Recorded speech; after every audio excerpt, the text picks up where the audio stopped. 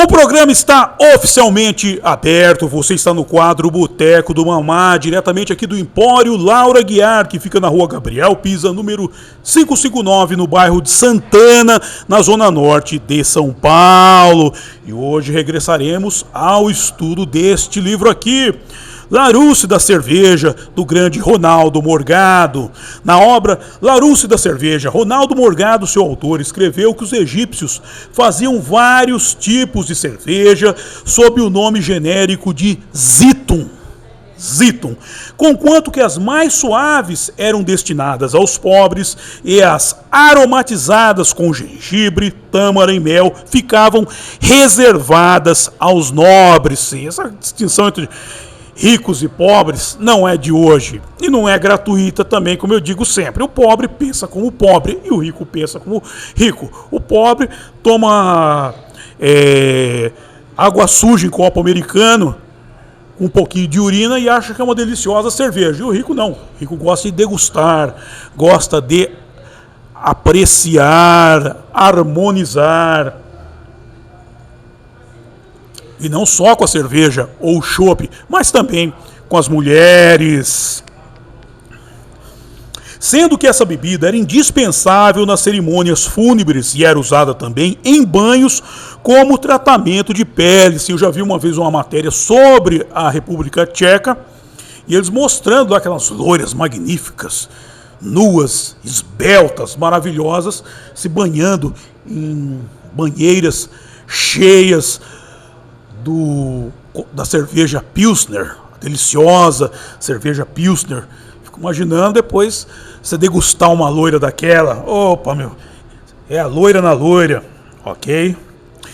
Os mais antigos registros encontrados sobre uma cervejaria diz que em Tebas, no Egito, em 3400 a.C., eram fabricados dois tipos da bebida: a cerveja dos notáveis e a cerveja de Tebas. Nota, para o melhor entendimento, assista ao programa Boteco do Mamá nas tumbas de Tebas. Nas tumbas de Tebas, olha que interessante, cujo link está na descrição.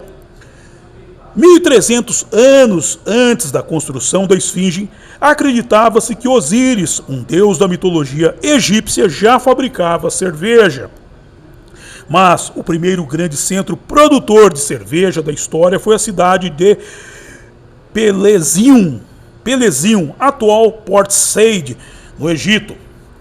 Em 25 de maio de 2018, no site do Museu Britânico, publicado foi o artigo de autoria de Tasha Marks, alcunhado de Um Gole de História, cerveja do Antigo Egito, lendo-se que, no Antigo Egito, a cerveja era tão essencial que era tratada principalmente como um tipo de alimento, pois era consumida diariamente e em grandes quantidades em festivais e celebrações religiosas. Isso é outro ponto. Você vai encontrar sempre essa ligação da bebida com a religião. O primeiro milagre de Cristo, qual que foi? A multiplicação do vinho. Até certa vez eu escrevi um artigo para uma revista que ele só não multiplicou a cerveja porque não existia geladeira. Mas você vê, e por que isso acontece, mamá? O pessoal pergunta por quê. O álcool gera esse efeito inebriante, ele desestabiliza o sistema nervoso central e a pessoa se solta. Ela se torna propensa a acessar o plano atemporal. Isso é interessante. E isso se consegue não só com a bebida. A droga também gera esse efeito. O John Lennon falava que falavam que ele, antes de morrer, tinha descoberto um jeito de obter os efeitos da droga sem a utilização da droga. Como é que ele fazia isso? Eu vou ensinar a vocês. Com a boa e velha meditação. Sim, com a meditação você relaxa, desestabiliza o sistema nervoso central e faz a chamada projeção astral. Sim, a cerveja era essencial para os trabalhadores, como aqueles que construíram não, sim, aqueles que auxiliaram os alienígenas na construção das pirâmides de Gizé. Sim, eu falo isso sempre, meu. É só o cara, esses egiptólogos, estudiosos, arqueólogos, fazerem o que eu digo sempre. Pega uma pedra de 300 toneladas no lombo, anda quilômetros e quilômetros com ela e depois, sem a ajuda de um guindaste, que eu suponho que não existia guindaste naquela época, as empilhem de forma piramidal. É simples. Feito isso, eu descarto a mão de obra alienígena durante esse processo. Ok? Aqueles trabalhadores, eles recebiam uma ração diária de 11 terços de galões, mais de 10 pints. Nota, um pint é um copo de 569 ml. Isso aqui é um pint. Então eles recebiam 10 copos desses, segundo consta, para carregar uma pedra de 300 toneladas nas costas. Vai ser pinguço assim na casa do caralho, meu, eu vou te falar. Ainda assim, ela tinha status divino, com vários deuses e deusas associados a ela. Tanto que Hathor, a deusa do amor, da dança e da beleza, também era conhecida como a Senhora da Embriaguez. Sim, Hathor é a Senhora da Embriaguez. Em 26 de fevereiro de 2024, no site Atlas Obscura, publicado foi o artigo de autoria de Diana Hubble, alcunhado de os antigos egípcios celebravam a festa da embriaguez com cerveja vermelha como sangue. E não era uma Red Ale. Lendo-se que Hathor, a deusa mais antiga e poderosa, tinha uma ampla jurisdição mítica sobre a música, a sexualidade, a fertilidade, a maternidade, além de metais preciosos como ouro e fragrâncias como mirra e ládamo. Ela tem dois lados, disse Dora Goldsmith, egiptóloga da Universidade Freie de Berlim. Por um lado, ela é muito carinhosa, mas também pode ser uma lunática furibunda, assim, uma lunática furibunda. Essa Hathor é minha bipolar. Aliás, que mulher que não é bipolar, hein? Principalmente a mulher tucandeira. Ela é uma gatinha fofa em um dia e no outro uma leoa furiosa. Todavia, Hathor também era a deusa da intoxicação. Ora que, no mito da destruição da humanidade, Ra, o Deus Sol, ordena a Hathor o massacre da humanidade por sua falta de reverência. Sim, isso que eu falo, a gente tem que ser muito educado para com as entidades. E neste conto, ela se torna Sekhmet, uma deusa leoa. As duas divindades às vezes são usadas de forma intercambiável na mitologia egípcia antiga. Assim, é feito uma mistura, assim, uma hora ela é Hathor, outra hora ela vira Sekhmet. É interessante isso.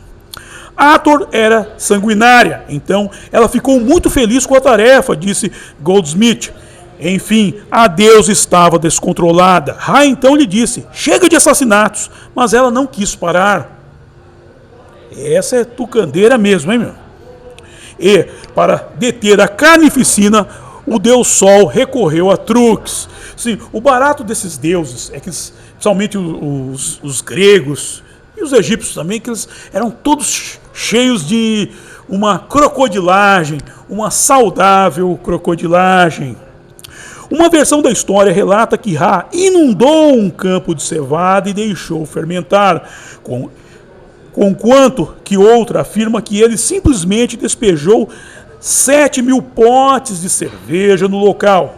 Em ambos os casos, atenção agora, Ra tingiu a cerveja de carmesim usando ocre vermelho, um tipo de argila comestível rica em óxido de ferro. Então, quando Hathor chegou, ela começou a beber o que achava ser sangue, disse Goldsmith. Depois de beber boa parte de um campo de cerveja, a deusa ficou bêbada demais para continuar sua onda de assassinatos e tirou um cochilo, salvando assim a humanidade. Você vê que a cerveja está sempre salvando a humanidade. Na época, por exemplo, da peste negra, a peste bubônica, o que salvou a humanidade? De um lado, os gatos, Sekhmet, se a gente pegar por um lado e a cerveja do outro, porque a cerveja era feita como é feita até hoje, com água fervida, ou seja, a água era pasteurizada, no fim ela era pasteurizada, e o que acontecia? As pessoas não contraíam a doença. De volta ao texto da senhora Marx, caso Marx do bem, nas galerias egípcias do Museu Britânico se pode ver modelos escavados de túmulos que mostram figuras de madeira de cervejeiros coando o mosto através de tecidos em vasos de cerâmica, o que, junto com a pesquisa de Dewan Samuel, uma arqueóloga britânica, dá a entender que usavam o mosto em duas etapas. Primeira, fazendo um mosto frio, usando água a temperatura ambiente e grão maltado moído, sendo que esse mosto contém todas as enzimas ativas necessárias para converter o amido em açúcar, ok? Essas enzimas convertem amido em açúcar. Pronto.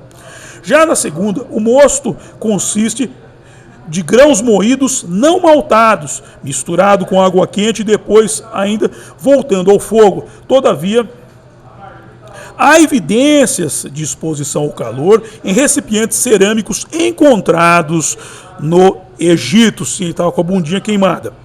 E é provável que a cerâmica fosse aquecida acima de 80 graus, pois comprometeria o material. Contudo, ao aquecer os grãos a essa temperatura, os amidos se desenrolam, mas elimina as enzimas. Sim, está vendo que os dois você precisa de um lado você precisa do amido e do outro da enzima para transformar esse amido em açúcar. O calor faz o amido se desenrolar, ele se desenvolver, mas ele precisa ser transformado em açúcar.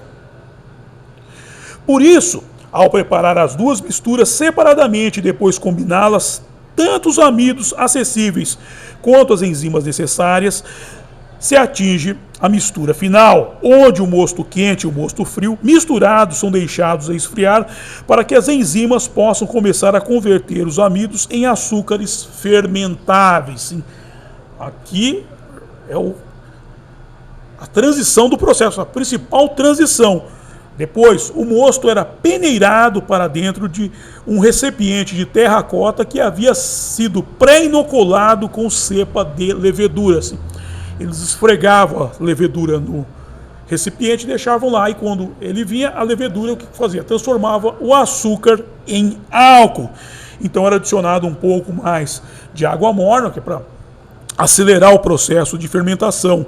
Por fim, o recipiente era coberto com um pano e deixado para fermentar. Ulteriormente, canudos feitos de argila com buracos ou com algo que servisse como filtro nas extremidades eram usados para se consumir a cerveja. Nota, em relação à utilização do canudo, assista ao programa Boteco do Mamá Larousse da Cerveja, a antiga cerveja chinesa, cujo link está na descrição. E esse aqui é um ponto curioso, porque uma coisa que você vê por aí todo bar, é um processo normal, é comum ver em todo bar, sempre aparece uma menina tonta que pergunta: por que ninguém bebe cerveja com canudo? Cerveja não se bebe com canudo porque não precisa, não é legal. Mas essa antiga eles bebiam porque ela não tinha essa característica aqui líquida. Ela era um mingau de cerveja. E aí tinha esses canudos com filtro na ponta ou buracos, elas sugavam. Elas já tinham essa habilidade para sugar, só que a mulherada manja das coisas e não é de hoje. Elas sugavam o produto e se embriagavam com ele. Gente. Então, aqui nós encerramos essa primeira parte do livro do Sr. Morgado, Larousse da Cerveja. Encerramos um capítulo dele aqui. Iremos a outros em breve. E dito isso, quero agradecer a todos vocês que me acompanharam e até a próxima. Bye!